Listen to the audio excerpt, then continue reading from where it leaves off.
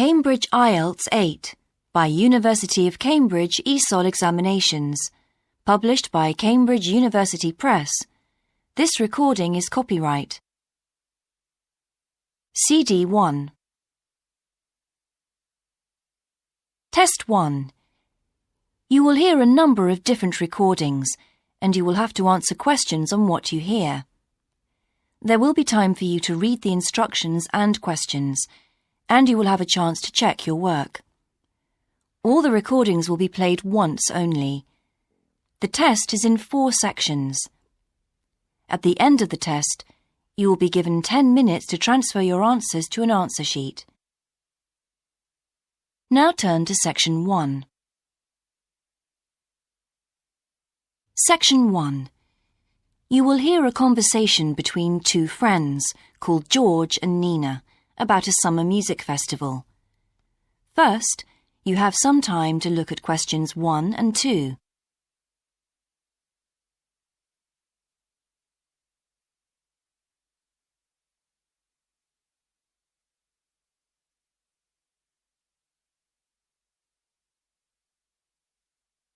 You will see that there is an example that has been done for you.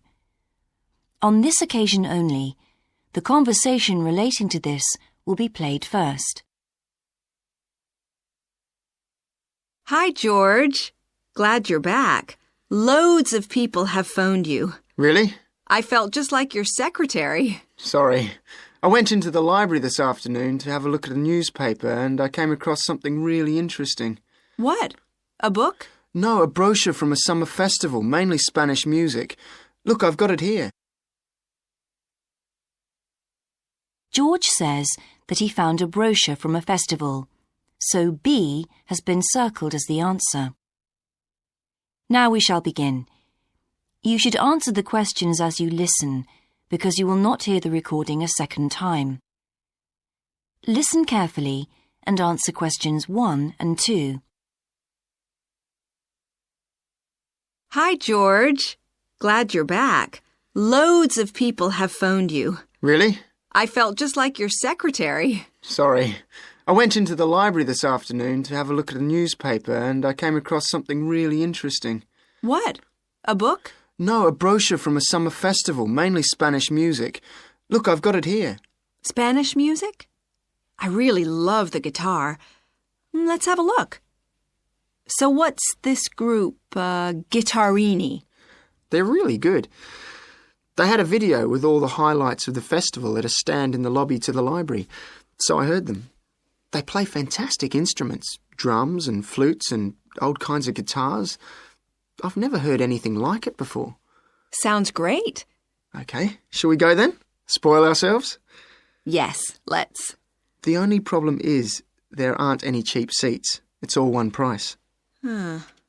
Well, in that case, we could sit right at the front. We'd have a really good view. Yeah, though I think that if you sit at the back, you can actually hear the whole thing better.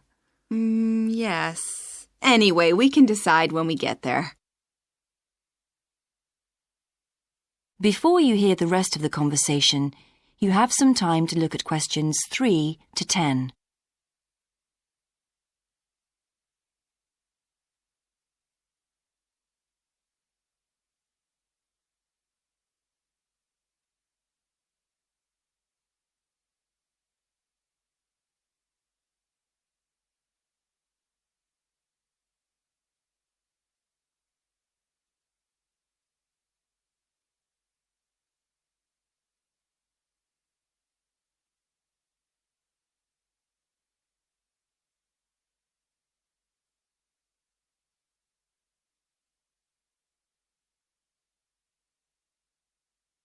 Now listen and answer questions 3 to 10. So will you fill in the form or shall I? I'll do it. Name, George O'Neill.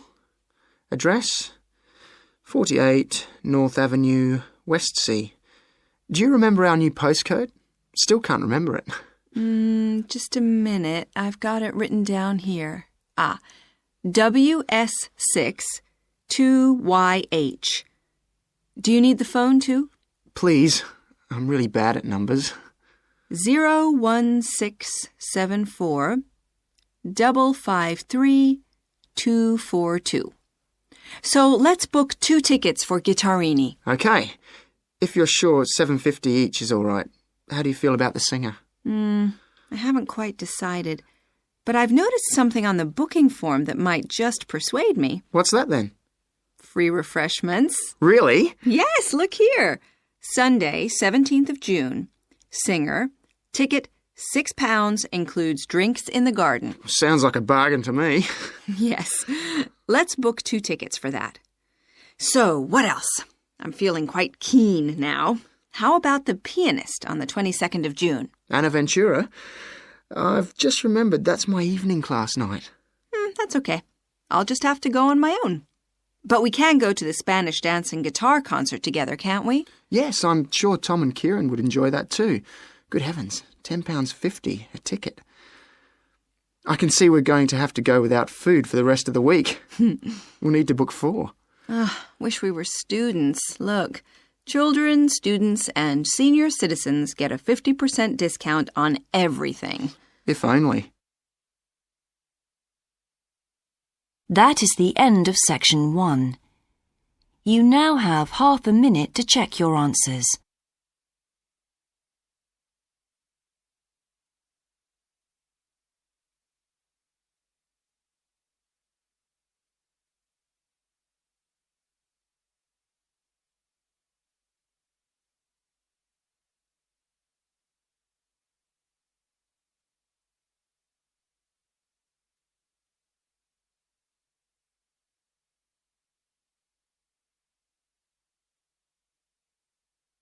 Now turn to section 2.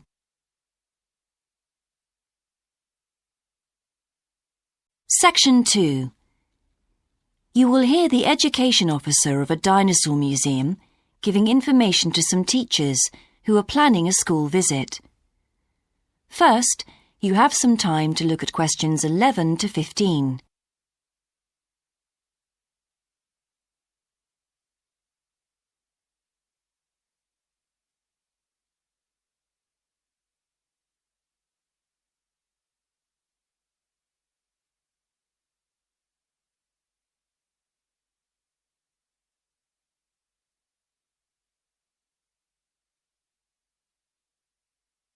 Now listen carefully and answer questions 11 to 15. Hello, and thank you for asking me to your teachers' meeting to talk about the Dinosaur Museum and to tell you a bit about what you can do with your students there. Well, let me give you some of the basic information first. In regard to opening hours, we're open every day of the week from 9 a.m. to 8 p.m. except on Mondays, when we close at 1:30 p.m. And in fact, the only day in the year when we're closed is on the 25th of December. You can book a guided tour for your school group any time that we're open.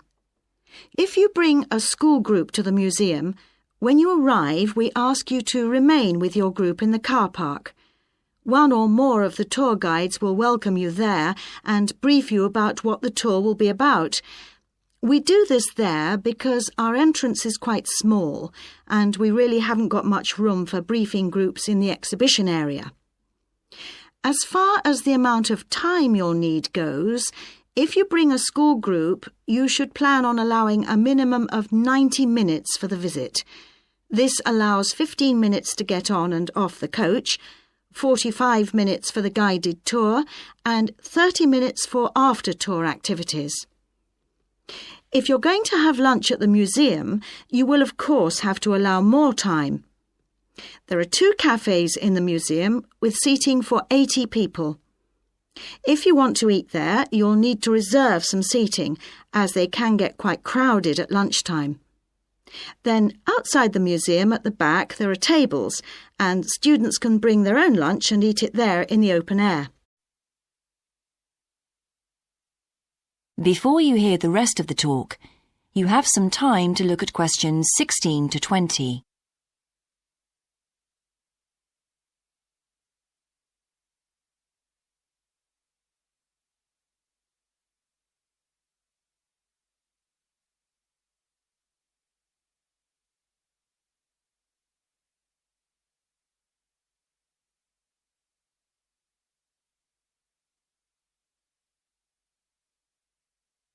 Now listen and answer questions 16 to 20. When the students come into the museum foyer, we ask them to check in their backpacks with their books, lunchboxes, etc. at the cloakroom before they enter the museum proper. I'm afraid in the past we have had a few things gone missing after school visits, so this is a strict rule. Also, some of the exhibits are fragile and we don't want them to be accidentally knocked. But we do provide school students with handouts with questions and quizzes on them. There's so much that students can learn in the museum, and it's fun for them to have something to do. Of course, they'll need to bring something to write with for these. We do allow students to take photographs. For students who are doing projects, it's useful to make some kind of visual record of what they see that they can add to their reports. And finally, they should not bring anything to eat into the museum, or drinks of any kind. There are also a few things that students can do after the tour. In the theaterette on the ground floor, there are continuous screenings of short documentaries about dinosaurs which they can see at any time. We used to have an activity room with more interactive things like making models of dinosaurs and drawing and painting pictures, even hunting for dinosaur eggs. But unfortunately, the room was damaged in a bad storm recently when water came in the roof, so that's closed at the moment. But we do have an IT centre where students have access to CD-ROMs with a range of dinosaur games. These games are a lot of fun, but they also teach the students about the lives of dinosaurs, how they found food, protected their habitat, survived threats, that kind of thing. And I think that's all I have to tell you. Please feel free to ask any questions if you would like to know anything else about. That is the end of section 2. You now have half a minute to check your answers.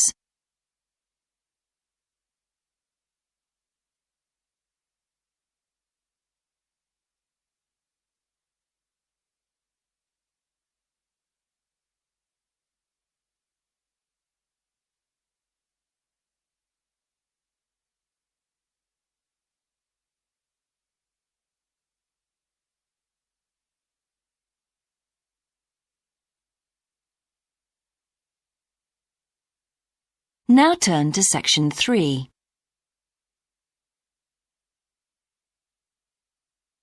Section 3. You will hear a student called Sandra talking to her tutor about a draft proposal she has written for a competition. First, you have some time to look at questions 21 to 24.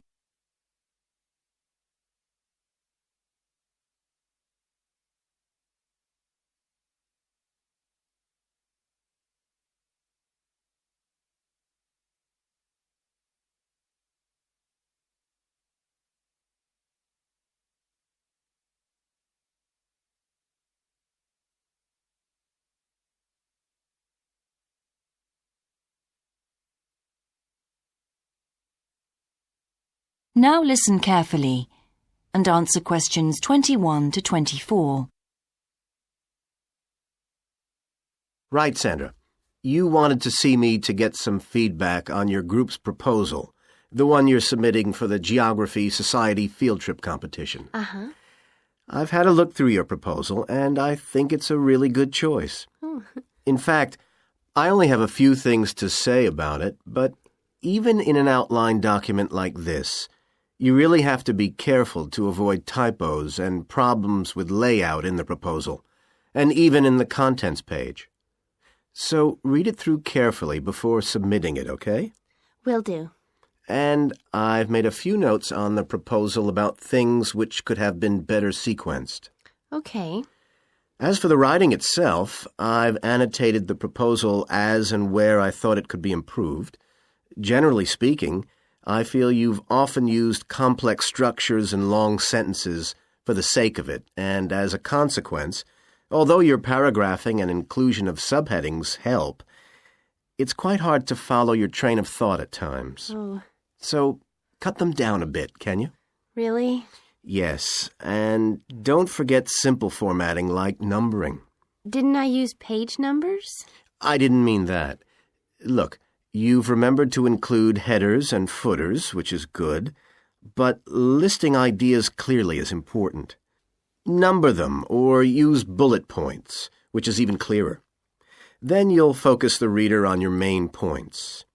I thought your suggestion to go to the Navajo Tribal Park was a very good idea. No, I've always wanted to go there. My father was a great fan of cowboy films and the Wild West, so I was subjected to seeing all the epics, many of which were shot there. As a consequence, it feels very familiar to me, and it's awesome, both geographically and visually. So it's somewhere I've always wanted to visit. The subsequent research I did and the online photographs made me even keener. Before you hear the rest of the conversation, you have some time to look at questions 25 to 30.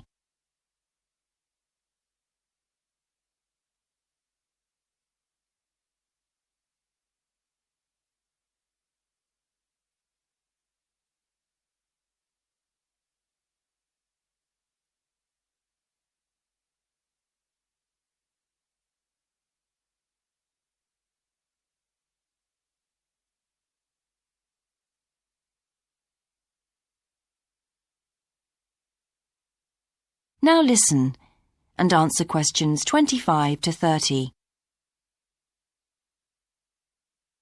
Interesting. Right, let's look at the content of your proposal now. Did you find it comprehensive enough? Well, yes and no.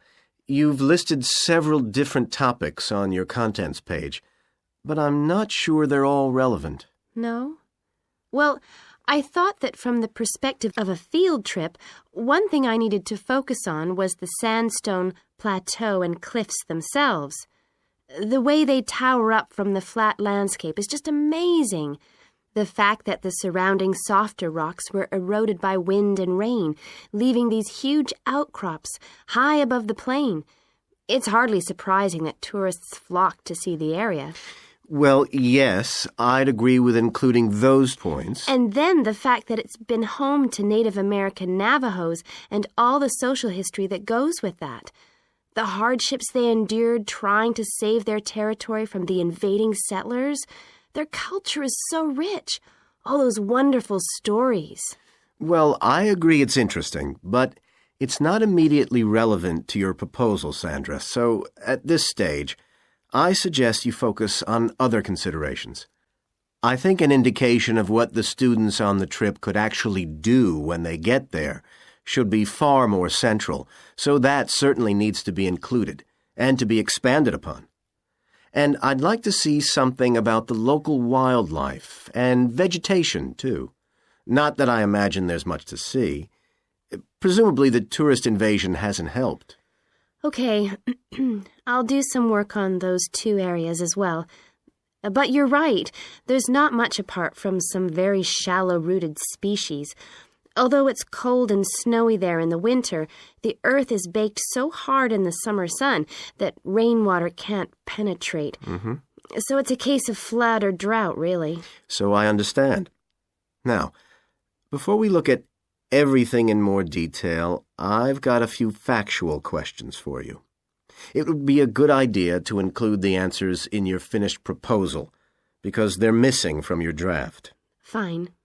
So you mentioned the monoliths and the spires, which was good.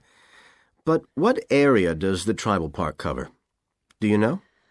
12,000 hectares, and the plain is at about 5,850 meters above sea level. Larger than I expected. Okay, where's the nearest accommodation? That's a practical detail that you haven't included. Have you done any research on that? Yes. There's nowhere to stay in the park itself, but there's an old trading post called Goulding quite near. All kinds of tours start from Goulding, too. What kind of tours? Well, the most popular are in four-wheel drive Jeeps, but I wouldn't recommend hiring those. I think the best way to appreciate the area would be to hire horses instead and trek around on those. Biking is not allowed, and it's impossible to drive around the area in private vehicles. The tracks are too rough. Okay. Lastly, what else is worth visiting there? There are several caves, but I haven't looked into any details. I'll find out about them. Okay, good. Now what I'd like to know is more about... That is the end of section 3. You now have half a minute to check your answers.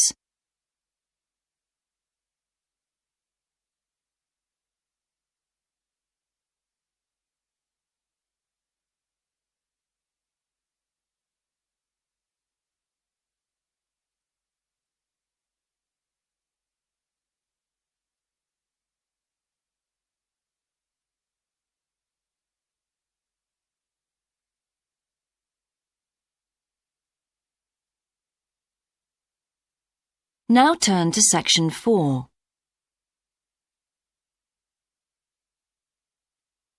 Section 4.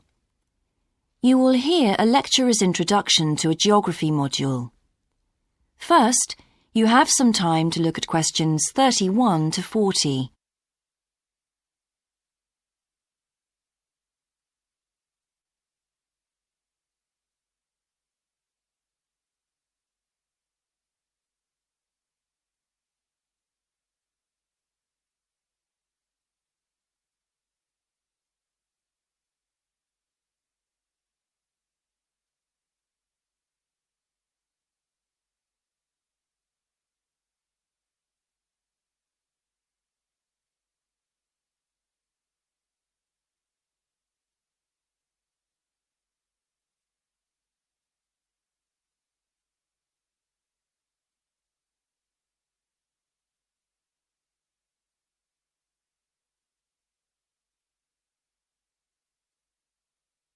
Now listen carefully and answer questions 31 to 40. So, welcome to your introductory geography lecture. We'll begin with some basics. Firstly, what do we learn by studying geography? Well, we learn a great deal about all the processes that have affected and that continue to affect the Earth's surface. But we learn far more than that, because studying geography also informs us about the different kinds of relationships that develop between a particular environment and the people that live there. Okay, we like to think of geography as having two main branches. There's the study of the nature of our planet, its physical features, what it actually looks like, and then there's the study of the ways in which we choose to live and of the impact of those on our planet. Our current use of carbon fuels is a good example of that. But there are more specific study areas to consider too, and we'll be looking at each of these in turn throughout the semester. These include biophysical geography, by which I mean the study of the natural environment and all its living things. Then there's topography. That looks at the shapes of the land and oceans. There's the study of political geography, and social geography too, of course, which is the study of communities of people. We have economic geography, in which we examine all kinds of resources and their use, agriculture, for example. Next comes historical geography, the understanding of how people and their environments and the ways they interact have changed over a period of time. And urban geography, an aspect I'm particularly interested in, which takes as its focus the location of cities, the services that those cities provide, and migration of people to and from such cities. And lastly, we have cartography. That's the art and science of map making. You'll be doing a lot of that. So, to summarise before we continue, we now have our key answer. Studying this subject is important because without geographical knowledge, we would know very little about our surroundings and we wouldn't be able to identify all the problems that relate to them. So, by definition, we wouldn't be in an informed position to work out how to solve any of them.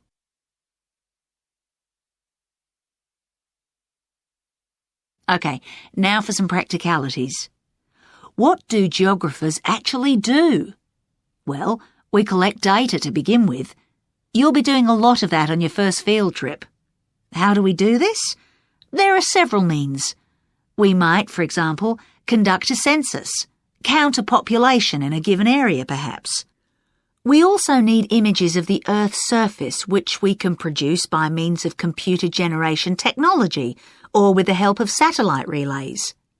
We've come a very long way from the early exploration of the world by sailing ships, when geographers only had pens and paper at their disposal. After we've gathered our information, we must analyse it. We need to look for patterns, most commonly those of causes and consequences. This kind of information helps us to predict and resolve problems that could affect the world we live in. But we don't keep all this information confidential. We then need to publish our findings so that other people can access it and be informed by it. And one way in which this information can be published is in the form of maps. You'll all have used one at some stage of your life already. Let's consider the benefits of maps from a geographer's perspective. Maps can be folded and put in a pocket and can provide a great store of reference when they're collected into an atlas. They can depict the physical features of the entire planet if necessary, or just a small part of it in much greater detail. But there is a drawback. You can't exactly replicate something that is three-dimensional, like our planet, on a flat piece of paper, because paper has only 2 dimensions. And that means there'll always be a certain degree of distortion on a map. It can't be avoided.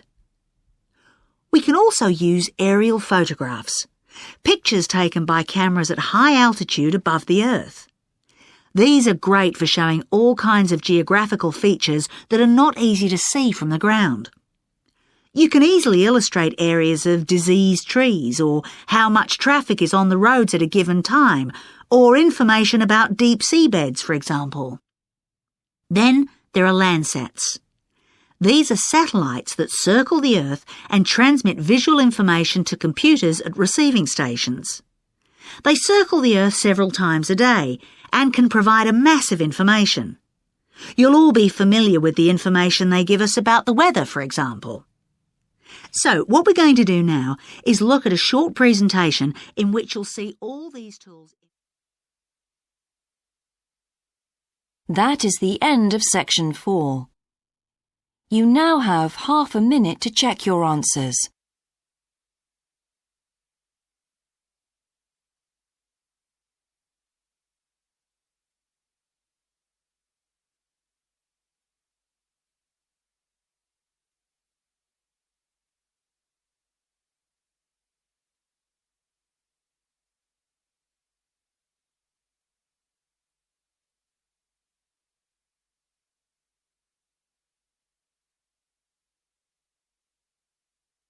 That is the end of the listening test. In the IELTS test, you would now have 10 minutes to transfer your answers to the answer sheet.